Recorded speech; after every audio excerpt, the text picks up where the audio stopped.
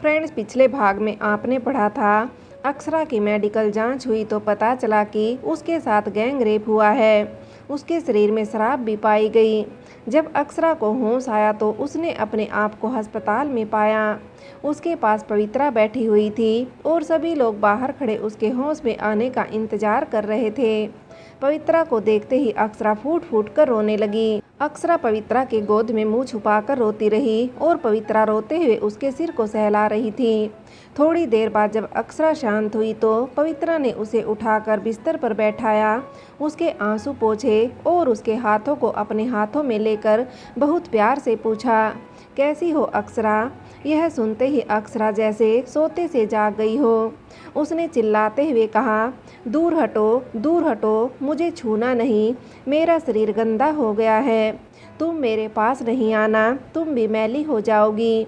जाओ यहाँ से, मुझे अकेला छोड़ दो। अक्षरा कहती हुई चिल्लाती जा रही थी।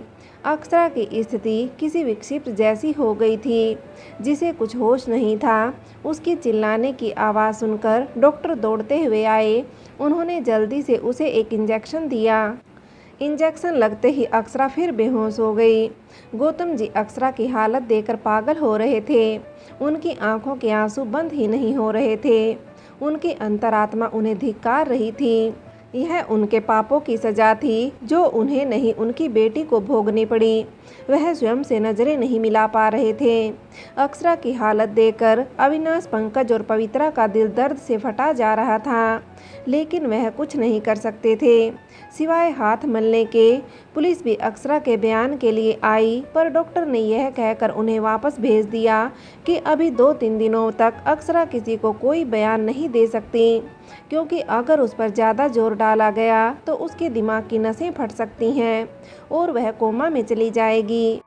3 दिन बाद अक्षरा थोड़ा नॉर्मल हुई। डॉक्टर ने कहा, अब यह ठीक है। तब पुलिस ने अक्षरा से पूछा कि उसे किसने अगवा किया था, तो उसने कहा, उसने किसी का चेहरा नहीं देखा, उन्होंने नकाब पहना हुआ था। उसे कहाँ रखा गया था यह भी उसे नहीं पता। वह 4 लोग जिन्होंने उसके साथ दुष्कर्म किया था, वह चारों विदेशी थे। बस इससे ज़्यादा उसे कुछ नहीं मालूम। अक्षरा के बयान के आधार पर पुलिस ने पता लगाने की बहुत कोशिश की, पर कुछ पता नहीं चल सका। अक्षरा अस्पताल से घर आ गई, पर वह बिल्कुल टूट गई थी। पवित्रा उसे मिलने आती रहती थी, उसे खुश रखने की कोशिश करती, पर अक्षरा के चेहरे की हंसी गायब हो गई थी। वह चुपचाप अपने कमरे में बैठी रहती, कोई जवाब नहीं देती थी। अक्षरा दिन में कई बार नहाती थी। उसे अपना शरीर हमेशा गंदा महसूस होता। उसकी मानसिक स्थिति को देखकर डॉक्टर ने कहा कि इसका कोई इलाज नहीं है। अक्षरा को शारीरिक नहीं, मानसिक बीमारी है और इसका इलाज भी प्यार और अपनापन है। अक्षरा अविनाश से भी नहीं मिलना चाहती थी। एक बार अविनाश उससे मिलने आया तो अक्षरा ने मिलने से इनकार कर दिया। जब अविनाश ने कहा कि वह उससे शादी करना चाहता है, तो अक्षरा ने कहा, पहले अपने माता पिता को लेकर आओ। अगर वह मुझसे कहेंगे कि वह मुझे अपनी बहू बनाना चाहते हैं, तभी तुम मेरे पास आना, वरना आज के बाद मेरे पास नहीं आना। अविनाश के माता पिता अक्षरा को अपनी बहू बनाने के लिए तैयार नहीं हुए। पूरे शहर में अक्षरा के खानदान की बदनामी हो रही थी। नैना की शादी के लिए भी समस्या होने वाली थी। उधर अक्षरा की मानसिक हालत गंभीर होती जा रही थी। पवित्रा को छोड़कर कोई उसके घर नहीं आता था। अक्षरा की हालत देखकर डॉक्टर ने कहा, यदि अक्षरा की शादी कर दी जाए तो हो सकता है इसकी हालत में सुधार हो जाए, क्योंकि तब अक्षरा को यह महसूस होगा कि कोई उसे भी ऐसी स्थिति में भी प्यार करता है। अब समस्या यह थी कि अक्षरा से शादी कौन करेगा। जब यह बात तुषार को पता चली तो उसने गौतम जी से कहा कि वह आज भी अक्षरा से प्यार करता है और शादी भी करेगा। गौतम जी तुषार से अक्षरा की शादी के लिए राजी हो गए, पर अक्षरा तैयार नहीं थी। पर पवित्रा के बहुत समझाने पर वह किसी तरह तैयार हुई, क्योंकि अक्षरा पवित्रा के अलावा किसी की बात नहीं मानती थी। एक दिन बहुत सादगी से अक्षरा और तुषार की शादी हो गई। उस दिन अविनाश का दिल टूट कर बिखर गया। अक्षरा को दुल्हन बनी देखकर पवित्रा और गौतम जी की खुशी का ठिकाना नहीं था। लेकिन वह लोग यह नहीं जानते थे कि यह शादी अक्षरा को आबाद नहीं बर्बाद करने वाली है। उसके दिल पर जो घाव लगा है उससे गहरा घाव लगने वाला है, जिसका दर्द उसे आजीवन बर्दाश्त करना होगा। शादी के बाद तुषार जब अक्षरा के कमरे में गया तो उसे देखकर अक्षरा डर गई। अक्षरा को डरा हुआ देखकर तुषार ने जहरीली मुस्कुराहट के साथ कहा, मुझसे डरो नहीं, मैं तुम्हारे पास नहीं आऊँगा, क्योंकि शादी एक पवित्र रिश्ता है जिसमें औरत तन मन से पवित्र रहती है।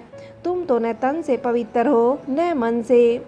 तुम्हारे मन में अविनाश है और तन तो पता नहीं कितनों ने छुआ है। तुम तो पहले ही गंदी हो गई हो। मुझे गंदगी में रहने की आदत नहीं है। वैसे एक बात बताओ, वह लोग तुम्हारे साथ जो करते थे तुम्हें कैसा लगता था? अच्छा लगता था ना? तभी तो तुम उनके साथ अपनी मर्जी से गई थी। अब लोगों के सामने यह नाटक क्यों कर रही हो कि उन लोगों ने तुम्हें गंदा कर दिया? तुम तो अपनी मर्जी से वहाँ गई थी। पत्र पढ़ने के बाद अब लोगों के सामने दिखावा करने की ज़रूरत नहीं है। तुम कितनी सती सावित्री हो यह मैं जानता हूँ। अरे जिसकी माँ अनेक मर्दों के साथ घूमती रही हो, जिसका बाप दरिंदगी करने में माहिर हो, उसकी बेटी भी तो वैसी ही होगी। तुषार ने घृणा से अक्षरा को देखते हुए कहा। तुषार की बात सुनकर अक्षरा स्तब्ध रह गई। आश्चर्य से उसकी आंखें फैल गई। उसे लगा उसके दिल में कुछ टूट गया। उस टूटन का दर्द उसके लिए असहनीय था। फिर भी उसने स्वयं को संभाल लिया। फिर धीरे से बोली, आप क्या कह रही हैं? मुझे कुछ समझ नहीं आ रहा है। साफ साफ बताइए कि आप कहना क्या चाह रहे हैं। मेरे पापा और माँ के लिए अब शब्दों का प्रयोग क्यों कर रहे हैं? अक्षरा ने गुस्से में पूछा। मुझ पर नाराज होने की ज़रूरत नहीं है। तुम्हारा बाप इंसान नहीं दरिंदा है। प्रतिशोध की आग में दरिंदा मैं भी बन गया अक्षरा जी, लेकिन ऐसा मुझे दरिंदा तेरे बाप ने बनाया। जिस माँ को तू देवी और बाप को देवता समझती हो, वह दोनों तो इंसान कहलाने के काबिल भी नहीं हैं।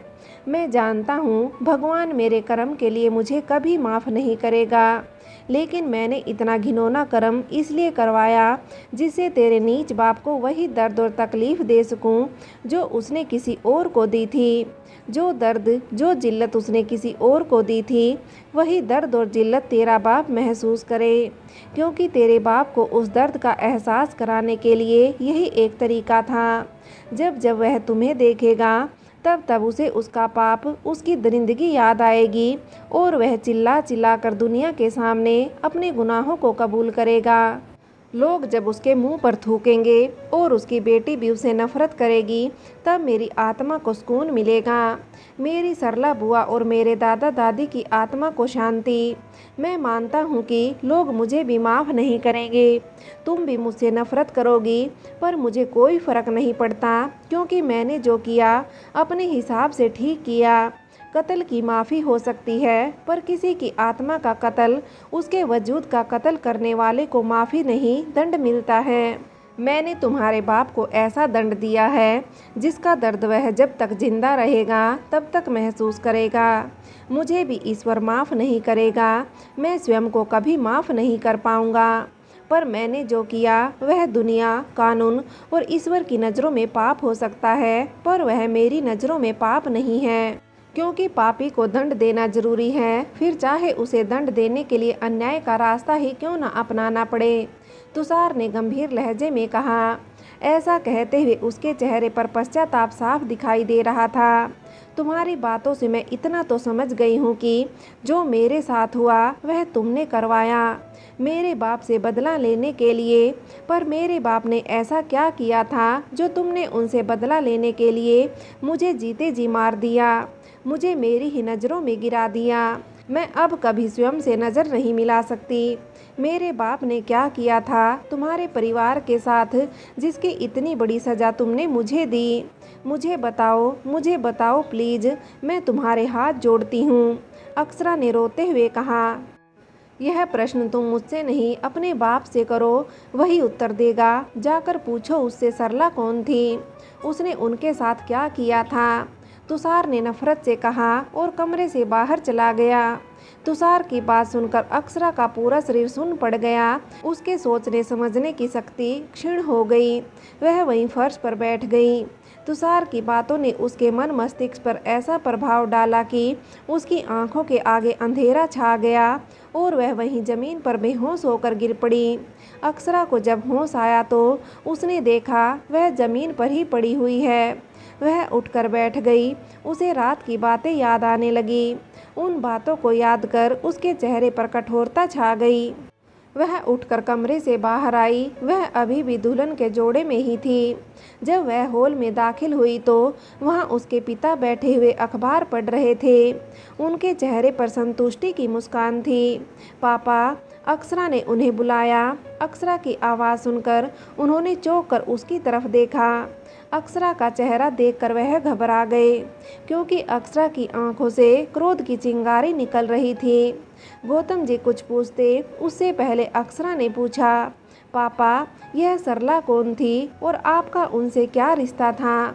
जहाँ तक मुझे पता है मेरी माँ का नाम मालती था, तो सरला का आपसे क्या रिश्ता था? मुझे बताइए, मैं सच जानना चाहती हूँ। मुझसे झूठ बोलने की कोशिश भी न कीजिएगा, वरना मैं अभी अपनी जान ले लूँगी, अक्षरा ने चाकू दिखाते हुए कठोर शब्दों में कहा। अक्षरा ने देखा कि सरला का नाम सुनकर गौतम जी का चेहरा काला पड़ गया। बेटी, तुमसे किसने कहा कि सरला से मेरा कोई रिश्ता था? गौतम जी ने नाटक करते हुए मासूम बनकर पूछा। मैंने बताया है। तभी वहाँ तुषार की आवाज़ सुनाई दी। तुम सरला को कैसे जानते हो? गौतम जी ने आश्चर्य से पूछा। मैं कैसे जानता हूँ, यहाँ प्रश्न यह नहीं है आपका सरला से क्या रिश्ता था, आपने उसके साथ क्या किया, यह आपकी बेटी आपसे जानना चाहती है, तुषार ने घृणा भरी आवाज़ में कहा। तुम कौन हो और मेरी बेटी को मेरे खिलाफ क्यों भड़काने की कोशिश कर रहे हो? मैं तुम्हें छोड़ूंगा नहीं, गौतम जी ने बौखलाई हुई आवाज़ में कहा। आप तुषार से बाद में निपटते रहिएगा, पहले मेरी बात का जवाब दीजिए, वरना मैं अभी अपनी जान ले लूँगी, अक्षरा ने चिल्लाते हुए कहा। गौतम जी समझ गए कि अब उन्हें सब कुछ बताना पड़ेगा, क्योंकि आज ईश्वर ने उनको अपनी बेटी की अदालत में खड़ा कर दिया है। गौतम जी एक हारे हुए जुआरी की तरह सिर झुकाकर अक्षरा को अपने घिनौने कृत्य की दास्तान बताना शुरू किया। यह घटना तुम्हारे जन्म के पहले की है। मेरे पिताजी ने मेरा विवाह अपने दोस्त की बेटी से तय कर दिया। उसका नाम था सरला। वह बहुत ही सीधी सादी और मासूम लड़की थी और देखने में किसी अप्सरा की तरह सुंदर, पर मैं मालती से प्यार करता था। वह मॉडर्न ख्यालातों की लड़की थी। अपने माता पिता की इकलौती संतान मालती के पास धन दौलत रूप सब कुछ था, जबकि सरला के पास सिर्फ सुंदरता और संस्कार था। मुझे पैसा और ऐशो आराम का जीवन चाहिए था, जो मुझे मालती से मिल सकता था, पर मेरे पिताजी को मालती की जीवन शैली पसंद नहीं थी। मालती शराब सिगरेट पीती थी। वह क्लबों में कभी कभी जुआ भी खेलती थी। उसके लड़कों के साथ दोस्ती भी थी। पिताजी को यह सब पसंद नहीं था।